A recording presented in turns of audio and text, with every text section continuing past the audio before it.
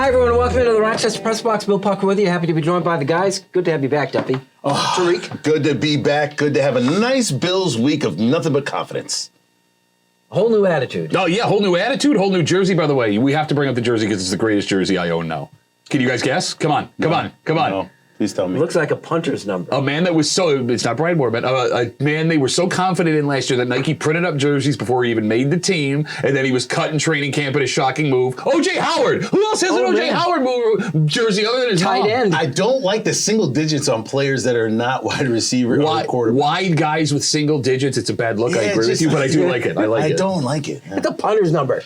I like it. I would have thought it was a punt. So we learned one thing from the Bills playing the Jets this last week is that Tony Romo loves the Buffalo Bills. So it's a whole new attitude, right? This changes everything. Tony Romo loves Tony Romo. But the one thing about it, I think what was interesting is that first half, I was kind of nervous. I mean, this was like the same sort of Bills team we had seen all year long. Turnover, great field position, field goal. Another field goal. And then next thing you know, second half, they blew the doors open. That's the Bills offense you want to see. I was concerned about just the first half of the game. I did pick the Bills to win, and thank goodness I'm number one in the picks. Thank you. But listen, the Bills came out. I love the offense going forward. Don't get mad, man. I'm happy to see you back, though. No, great to see you. I didn't miss any of this at all. Yes, you did. The Bills were never gone. Again, there are two teams in the NFL that have not lost by 30 points. You know who they are? Who've not lost by 30? The only teams to not give up 30 points in a game this season. Buffalo Bills. Buffalo Bills are one of them. The Kansas City Chiefs are the other. Look, the NFL schedule has a way of evening things out. When you are losing close games the way the Bills were, it benefits you on the back end of the schedule, and that's exactly what we're seeing here. They blow teams out. They lose close games. Those are good teams, Bill, and you, being the degenerate gambler for as long as you have been, know this is a fact. I've been a long time. So did Joe Brady make a perceivable difference to you? That's a great question. I don't know. I mean, had I been here last week and not been dying, I would have said I didn't like the move at all, and I still don't love it. Unsuccessfully, we'll know. Look, I mean, the Bills fan in me wants to look at what happened and go, yeah, look, of course, they hung 32 points on the Jets. Well, of course it's better. But there are a handful of plays that maybe don't pass the eye test entirely. That touchdown to Khalil Shakir is an unbelievable individual effort, right? Yak's 81-yard, and it's that close from Sauce Gardner getting a hand on that ball. That 4th and 2 that ends up being a touchdown to Ty Johnson. That's your practice squad running back on a play that's designed to get you 5 yards. And another great individual effort that he takes the ball to the house. Those 2-3 plays in that game make all of the difference. And if it goes slightly a different way, I don't know if we're having this conversation right now. Yeah, he's got to get the credit. I mean, listen, the first game out now. We'll see against the Eagles. We'll find out what happens with that offense if it continues to show up there. But the Bills' energy, though, was a little bit concerning. Literally on the kickoff, you get the ball back. You're in great field position. I'm thinking, you put this in for 7, you have a totally different game going forward. So I was a little worried, as I said earlier on in the point. But listen, give credit where credit is due. You needed to win. You got to win against a division rival. Look, but I didn't know, because you said you were never confident in that game. Until it really got out of hand late. No, I was never really confident in that game. I don't think anybody else was, too. That was too close early on the pack. Once they got to 9, I was super confident. I'm not even exaggerating. Once the Bills kicked 3 field goals, I was good to go. Field goals would become everyone, field goals. Well, field goals are 3 points. And against a team like the Jets, a field goal is a big score. And Bass was a little bit suspect earlier in the middle of the season. So, I mean, listen, you want him back on the right track? He missed 2 kicks over 50. And an extra point. To your point, Joe Brady deserves all the credit in the world. On 5 days to do what he did against a team that traditionally dominates that Bills offense, even when they were high-flying, it's remarkable. It is stunning. That being said, the Bills won that game initially by playing drought football, punting at the 45-yard line, not attempting field goals that you thought were going to be dicey to give the other team a short field. The exact opposite of what they did against the Broncos the week before. One word, are they fixed? Yes. Why are they fixed? For now. Oh, that's 2 words. That is 2 words. Are they fixed? But it's correct. That's like 5 words. 5 syllables. Very good. That's why we have you here. Our you. official counter. We're doing our picks next. Thanks for joining us here on the Rochester Press Box.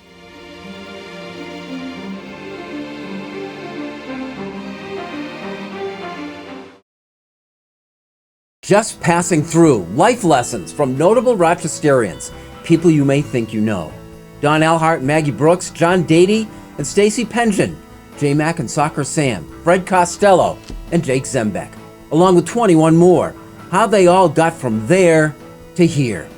It's a new book by Bill Pucko, available for $12 postpaid only from rocksportsnow.com. Try it, and thank you.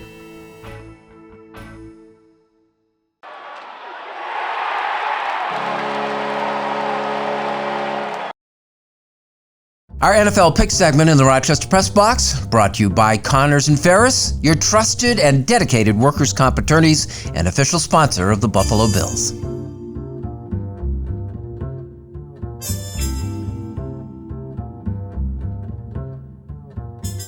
Welcome back. Thanks for joining us here on the Rochester Press Box. Our pick segment is brought to you by Connors and Ferris, your workers' comp attorneys. And Greg, of course, Greg Connors, joins us as always. You heard the first segment comments. Open up for us. What do you think? The Bills are fixed. Brady came in, did a great job, short week, created a lot of fun for the offense. Come on, be honest with us. That's too simple. Give us something. They're there. I mean, they're at the precipice to go into Philadelphia, upset the Eagles, and take care of it. That's what happens. You put a lawyer on here. Big words we don't understand, guys. Boy, I tell you, I mean, you guys are just totally 100% confident this is all fixed in 1 week. Weren't you the guy arguing for the Bills last week? Take your first swing at the Philly game. Now, with the line is 3.5, the Bills are getting us at Philly. I mean, look, depending on what happens the week before, I think for Philadelphia, that offense is just dangerous, and the Buffalo Bills are still not 100% fixed, so I'd say they're not fixed yet. But this is going to be the true test. If they can keep up with them offensively, it's going to be fantastic. I don't think the Bills will win this game. I think the Eagles will show out and get the win. The Bills are getting this game at the best possible time. Short week off their biggest game they're going to play all season, a rematch in the Super Bowl. It's a lot of emotion, win or loss. There's a ton being poured into this. I can see this Eagles team not worried about the Bills because they beat a Jets team the week before. Not that the Bills are going to be overlooked. I also like the Bills as underdogs, a heck of a lot better than I like them as favorites. I like the Bills covering the 3.5. I'm going to play Philly because I think the DBs is a problem. You lost 3 of them in the previous game, 2 on the same play. Yeah. How bad is that? Greg, how see you? I think with the Bills, with that defense, with the defensive backs being out from that game against the Jets, that is the only concern I have for this Bills team. I'm picking the Bills to win, and giving me 3.5, for me, it's a no-brainer. All right, pick a second game for us, Greg. You know, I've looked at this. I've struggled back and forth. Do I go with the Jacksonville game against Houston, or I do the Pittsburgh Steelers game against the Bengals? Well, the Steelers are getting a point against the Bengals, so I'm going with the Steelers. Interesting. I have to agree with them. I'm going with them the same way. I think the Steelers, especially this whole Joe Burrow thing, is very tough for Cincinnati. It's a division. Steelers just came off a loss. They could have beat the Browns, but they didn't. I think they come back even harder next week. So he can't catch you now because you've got both the same picks. I'm sorry. I just think I can't bet against him. He's trying to squeeze me out. He knows what he's doing. Like Tariq's my place. Like, oh, hey guys, I'm just here to have a good time. He's a killer. He's a killer, Tariq. Meanwhile, the Broncos somehow are favored by 1.5 against the Browns. Granted, it's in Denver. I don't think Denver, this streak they've been on is for real. There's been a lot of fluky things happening the entire time. I like Cleveland on the 1.5. Ooh. I like it. Listen, the Broncos, how many wins is this? 4 or 5 for them? This would be 5 straight? I just realized that the game I'm picking is going to be over by the time we see this. So I'm going to do it anyway because I'm on the Jets train. Black Friday night against Miami, getting 7 at home. They're going to change the quarterback. We talked about the energy Buffalo would get by changing the coordinator. I see that philosophically as the same thing. I don't hate that. I'm not ballsy enough to pick that, but I can see it happening. Greg, you get the last word here. Bill, I'm going for you. I hope that your pick is dead on. I hope the Jets take down the Dolphins. It'll make for a phenomenal, wonderful Thanksgiving celebration. It would because, right, the whole idea for the Buffalo Bills right now is to stay within a game of Miami to Week 18, and then you're playing for the division. And not only with a win there do the Bills get into the playoffs, they get a home playoff game. Miami's last 3 games, Dallas, Baltimore, Buffalo with a game head up against him. This division is far from done. Miami, high-powered offense. Yeah, when they play teams that are under 500. We'll see who's starting for the Jets again? Did you not see what Tim Boyle did last night? Good. Can't wait. Greg, thank you very much. Good luck with your picks. Go Bills and happy Thanksgiving. Our pick segment brought to you by Connors and Ferris, your workers' comp attorneys, like it or not, is next.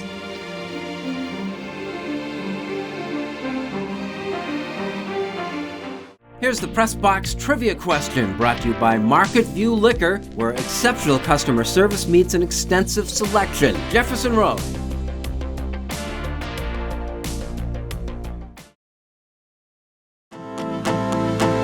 Maybe you've been here before, maybe this is your first time. It's always a great getaway. Mike O'Brien, your getaway guy. I'll take you inside the gorge at Watkins Glen. Look for the Getaway Guy on Facebook.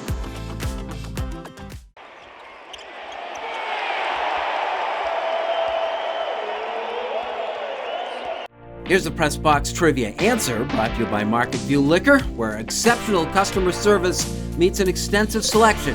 Jefferson Road at 390. Welcome back. Thanks for joining us here in the Rochester Press Box, a Like It or Not segment brought to you by Sport Clips, where the MVP experience is better than ever. Sport Clips is a game changer. No appointments are needed. You can stop by a Rochester location today. Like it or not, and I can't imagine that you like it, the fact that Charissa Thompson admitted to fabricating sideline interviews in NFL games. Okay, now in defense of her, she didn't admit to fabricating interviews. She said she would make up things when she couldn't get an interview with a coach, which there is a tiny little difference. That being said, what are you doing? You're trying to sound cool on a podcast like you're laid back and like everything's all set, and you just blew up your career? Well, the thing is, she prefaces it by saying, I've admitted this before and didn't get fired. Yes. That's the first thing she said. By the way, that shows how well your career's going if you've admitted it other places and nobody noticed. Like, and here's the other thing, man, and you guys know this working in media. If you give any other media people the opportunity to dunk on you to make themselves look better, they're gonna take it, so don't do it. Yeah. Which is why you should always go my idea media route. If you always look like an idiot, you can't be dragged down any further. Well, this also goes off of the Joe Burrow situation where there wasn't reported that he may have had an injury prior to that, which means the credible information is so important because people bet on these games, people bet at halftime of these games. Well, you know why I wash my hands of that particular situation is because the photo in question was provided by the team. I get it. If they're trying to get away with something, you don't offer the evidence. Yeah, but that's also some intern taking a picture and tweeting it out, not knowing. Right. Yeah, but it's the inaccuracy of the story. It's the inaccuracy of the interview. It's the inaccuracy. I spoke to whoever. I trusted you really did speak to these people, and I make a bet based on the fact that you said that this head coach said we're going to do this in the defense. Okay, but here's the thing, and again, not to defend her, because if they fire her for this, I mean, I get it. I totally understand. Do you think they do? I mean, it's not out of the question with the fervor it's caused. She's the host of the Amazon show on Thursday night. But that being said, anybody that believes they're getting anything out of those coaches' interviews going into or coming in, it's full of crap. They're only there because the league pays for it. These men and women, whether it's basketball, football, hockey, baseball, whatever, they say is minimum. You never get any insight. It's the stupidest, most wasted time. All they're doing is being like, we paid to have this guy, so he has to be here, so everybody enjoy. Then give them liners. Give them something to say to the media. Maybe this is what McDermott said. Write it down, and this is what you do in the report. You don't make it up. Oh, I agree with you there. Yeah, but if they go down to her, the thing is, it seemed fairly harmless.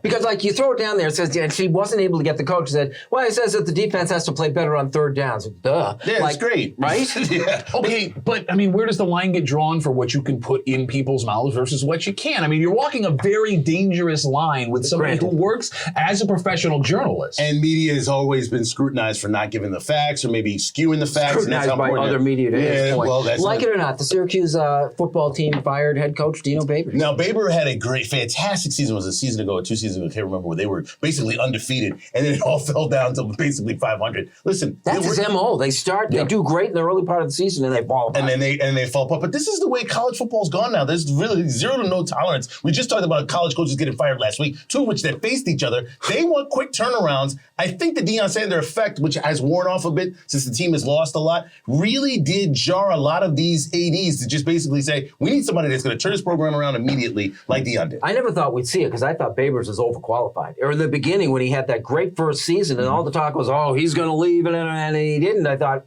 all right, Syracuse got a break. And now, 5 years later or something, it's like, boy, that didn't go well. Well, he won with somebody else's players. And what doomed him is also what ended up dooming Boeheim. You let the talent from your backyard get out of town. When is the last time we talked about a kid from Rochester? And we've had a ton of high school football players get full rides places the last couple of years. When's the last time one ended up at Syracuse? When's the last time they played basketball or football there? Hey, quickly, whilst we talk about Syracuse football, Tommy DeVito.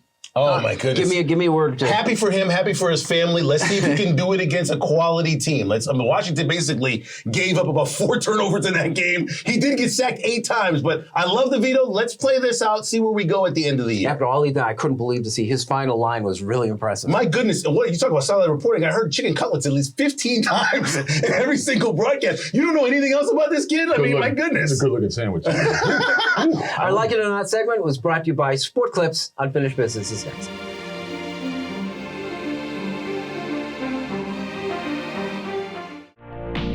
The Press Box Stat of the Week is being brought to you by McArdle's Restaurant in Fairport. Come home to McArdle's.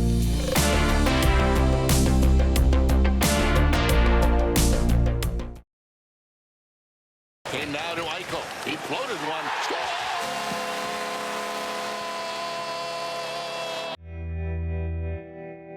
Welcome back. Thanks for joining us here. This is the Rochester Press Box. Time for Unfinished Business, and Pat starts us. All the talk's been about Bill Belichick the last couple of weeks. Don't forget, somebody on the show's been saying for years that he was riding Brady, and that's why he was successful. But in an effort to get into the head of what's going on with Bill Belichick, the Boston Globe went and talked to Marv Levy, who underwent a similar ending to his run here in Buffalo. Unstoppable, dominant coach who, by the end, things weren't going well for him. And they asked what he thought about the situation with Belichick at the moment. Sitting next to Marv Levy was his wife, Fran. Wonderful woman. She jumped in front of Marv and decided to speak up. And I'm paraphrasing. Go find the quote yourself because it's hilarious. But she said that she didn't like Bill Belichick, that he was a cheater, that he was rude to Marv, that she was always jealous of Marv, and that she hopes he never wins a game again for the rest of his career. Which, by the way, talk about a woman speaking from my heart. Marv jumps back in, and again, I'm paraphrasing, saying, please don't quote me. I didn't say that. And that he was going to make Fran run wind sprints after this to make up for the comment that she made. I hope one day that my wife and children come to my defense the way that Fran Levy did for her husband, Marv. The guy's a legend. He's a Hall of Famer. Doesn't need anyone to speak for him ever. And I don't know if he loved what happened there, but that woman has such passionate love for the man that she lays down with every night, not just for the kind that he is, not just for the Ivy League brilliant that he is, but for the coach that he is. And Fran, if anyone gives any trouble about the things he said, send her to my house, because we can sit and yell about Bill Belichick all you want all the time. We come to the part of the NFL season where just about every single week an NFL star goes down, whether it's Bosa from the Chargers, or whether it's Burrow from Cincinnati, or whether it's Watson for the year. We're losing too many stars, and why? We're playing too many games in a violent sport that needs a couple of more days off. So what do I advocate? I advocate half the league in the half of the season actually take off, and then the other half of the league take off the following week. Why? Because we need more than just one bye for a team at the end of the year or the beginning of the year. We need backup quarterbacks that actually know the plays and can play the games. We're putting so much into this sport. People are betting on it. People love it so much. So I have a proposal. For the Premier Soccer League, they take about a week off every once in a while throughout the season. I think the NFL should do the exact same thing in the middle of its season. Play half your games, half this league plays one week, the other half plays the other week. You keep your bye week, whenever it is, to give time for players to get healthy and get back. It's a lot of football. It would make the preseason a lot more exciting because everybody's concerned about injury during the preseason, and it would rest the players from when they're needed the most this time of the year. I get it. Football's getting too soft. Well, don't complain about betting on games if players are not available because they're injured all the time. Coach Jim Harbaugh recently claimed that the University of Michigan football was America's team, which they certainly are not. But Harbaugh was close. These days, America's team is a mere 43 miles east of Ann Arbor because the Detroit Lions have never been to a Super Bowl, because no one can remember the last time the Detroit Lions were really any good, and because Detroit's last football championship came 66 years ago, 10 years before the first Super Bowl. That title was in 1957, toward the end of a decade that was dominated by the Lions and the Cleveland Browns. In a 6-year span, those two met 4 times for the NFL championship. Detroit won 3. Quarterback Bobby Layne had a hand in all of them. The Blonde Bomber was a Hall of Fame football player by day, legendary swashbuckling carouser by night, the most popular athlete in Detroit who could do whatever, whenever, and wherever he wanted. And he often did. Layne routinely parked his car up on the sidewalk in front of his late-night establishment of choice and was arrested once for allegedly driving drunk on the wrong side of the road with his headlights off. He escaped justice before a sympathetic judge claiming that the arresting officer had mistaken his Texas drawl for slurred speech. But Bobby's time in Detroit ended 2 games into the 1958 season when he was unceremoniously traded to Pittsburgh. Bitter upon departure, Layne left a curse on the Lions, proclaiming that it would be 50 years before they won again. 65 years later, that looks like a pretty effective curse, if there in fact was one. No published mention of the curse appeared until 2001, when Detroit sports writer Jerry Green seemingly concocted it. It was re-energized when the Lions celebrated the supposed end of the curse in 2008 by going 0-16. And now in 2023, as they threaten to break it finally, the Curse of Bobby Layne is again being retold, even if it never actually happened. Which is okay, because as 19th century writer Mark Twain once said, never let the facts get in the way of a good story. And since we all seem to enjoy a good curse once in a while, we won't. That is our unfinished business, and that is our show. I was thinking it's what Jerry Green did inventing the curse. Mm-hmm. Is that much different from what Charissa Thompson did? Well, I mean, he didn't come out and be like, guess what I just made up, idiots? A curse. Yeah, right, stupid. You guys believed it. And you hadn't heard that story? That's pretty cool. Never heard that story before, so I'm glad you said it. Remember, there's a fresh new audience every time. So. Oh, yeah, and, this is the year of the Detroit Lions. Hey, thank you for joining us. We'll see you next week with the Rochester Press Box. They're going to blow it, you know it, right? Who, the Lions? They'll lose this week? No, not this. So I'm saying, like, they're going to... they're still, I think... They